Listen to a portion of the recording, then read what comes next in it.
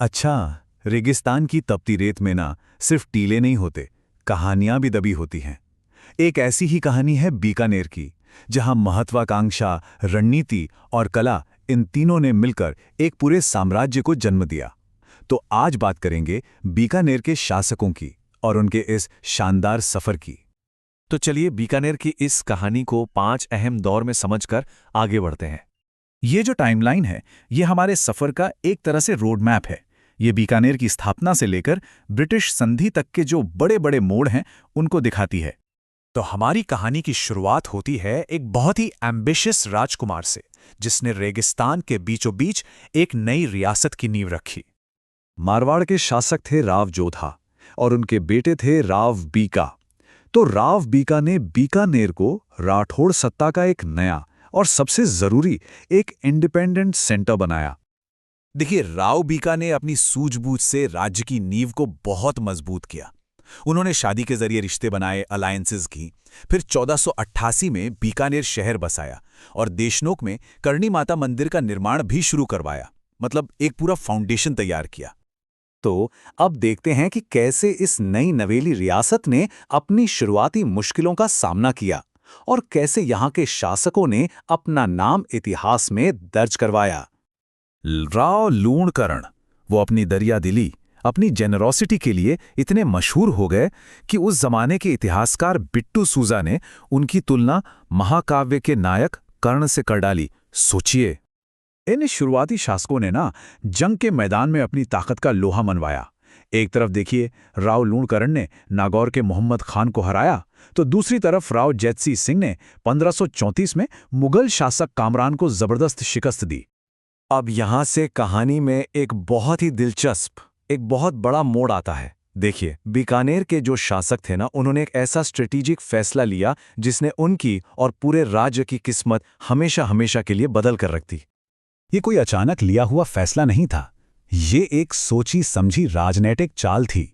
मतलब छोटे मोटे क्षेत्रीय झगड़ों से निकलकर हिंदुस्तान की सबसे बड़ी ताकत मुगलों का हिस्सा बन जाना और कल्याणमल ऐसा करने वाले, मुगलों की अधीनता स्वीकार करने वाले पहले राठौड़ शासक बने।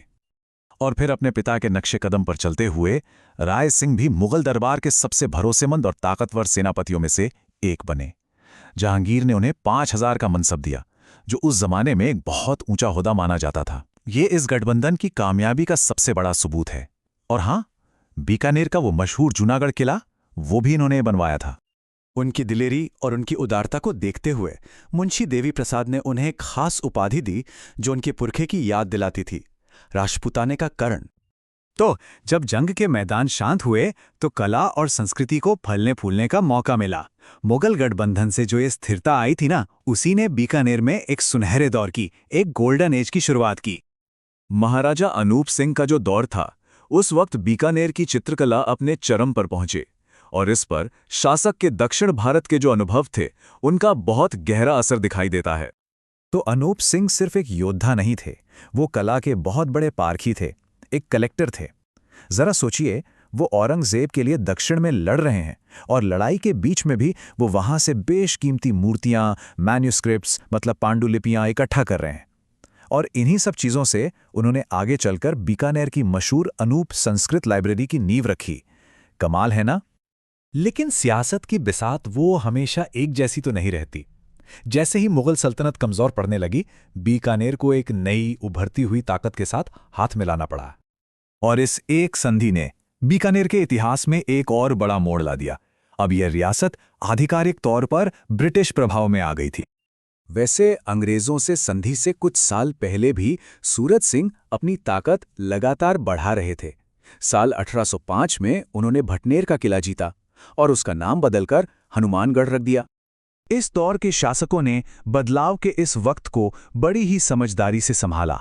जहां एक तरफ सूरत सिंह ने करणी माता के मौजूदा मंदिर का निर्माण करवाया, तो वहीं दूसरी तरफ रतन सिंह ने कन्या वध जैसी सामाजिक कुरीति के खिलाफ आवाज उठाई। मतलब सियासत के साथ साथ समाज सुधार पर भी ध्यान दिया। तो बीकानेर का इतिहास हमें क्या सिखाता है?